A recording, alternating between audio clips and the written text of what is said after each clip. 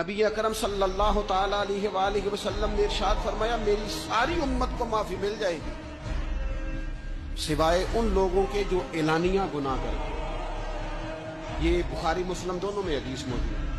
جو اعلانیہ گناہ، جنہوں نے خود ساری دنیا کو گواہ بنا لیا، میں نے یہ بھی جرم کیا، یہ بھی کیا، یہ بھی کیا، یہ بھی۔ جب بندہ بہت زیادہ غافل ہو جاتا ہے پھر اعلانیہ گناہ کرنے لگتا ہے۔ ایک گناہ پھر اس کا اظہار گناہ۔